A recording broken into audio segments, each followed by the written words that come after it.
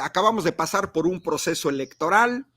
Escuchábamos antes con Alina Duarte esta situación de las elecciones en Perú, de las elecciones en Bolivia, del referéndum que se hizo más que referéndum, la constitución de una constituyente en Chile, las elecciones que va a haber en Chile, donde las encuestas marcan ciertas tendencias a favor de las izquierdas chilenas.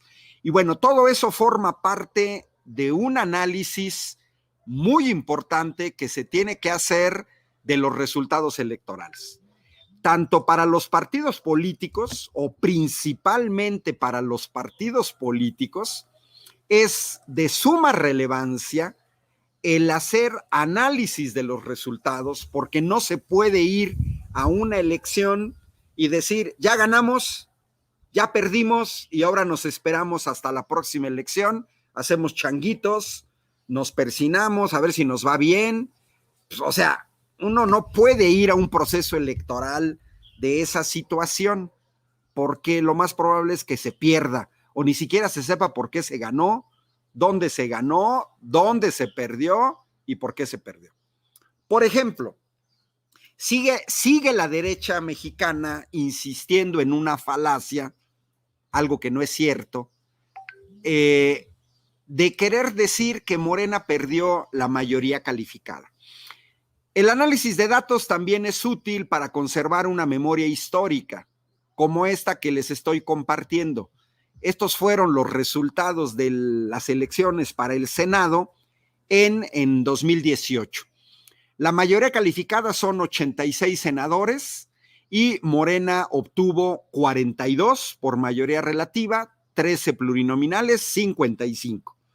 Pero recordemos que en 2018 se compitió con la coalición Juntos Haremos Historia, con el PT y con el PES. Y como pueden ver en la parte inferior en amarillo, Morena no ganó la mayoría calificada en el Senado en 2018, pues la coalición Juntos Haremos Historia obtuvo solamente 69 senadores de 86. Sí, la mayoría, eso sí, porque son 128 senadores, la mayoría se obtiene con 64. La coalición ha mantenido la mayoría hasta los próximos 3 años, los senadores duran 6 años en el cargo y se han mantenido con una mayoría, pero no mayoría calificada.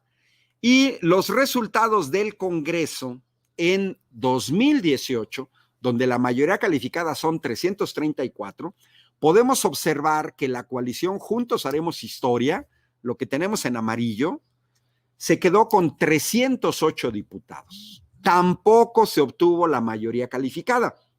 El Congreso está conformado por 500 diputados, la mayoría son 250, quien tiene 251 diputados tiene garantizada la mayoría, pero eso no cambió porque la gente confunde el reacomodo interno que hubo en la coalición Juntos Haremos Historia con la mayoría calificada. Nada que ver, nada que ver.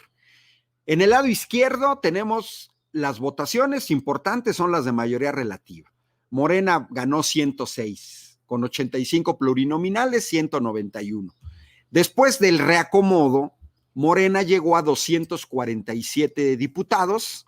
Hubo un reacomodo todavía posterior donde Morena llegó a 253 diputados. Es decir, la mayoría es simple por parte de Morena, pero eso no cambió. Vean la parte de abajo. La coalición había obtenido 308, perdió 307. Es decir, la coalición Juntos Haremos Historia nunca ganó la mayoría calificada en el Congreso. Así es que hay que pedirles a los panistas, a la gente de derecha, que no anden de hocicones diciendo que Morena perdió la mayoría calificada. No se puede perder lo que nunca se tenía. Los panistas perdieron 2 gubernaturas porque estaban gobernando en Nayarit y en Baja California Sur. Ya no van a gobernar, perdieron esas gubernaturas. El PRI perdió 8 gubernaturas, pero Morena nunca perdió la mayoría calificada porque la coalición Juntos Haremos Historia nunca la tuvo. La otra falacia tiene que ver con el hecho de que dicen que Morena perdió Ciudad de México. Pues no, Morena no perdió la Ciudad de México por la sencilla razón de que no estaba en juego la gubernatura de la Ciudad de México, y Claudia Sheinbaum, si Morena hubiera perdido la gubernatura de Ciudad de México, Claudia Sheinbaum ya no gobernaría la Ciudad de México, pero la va a seguir gobernando otros 3 años.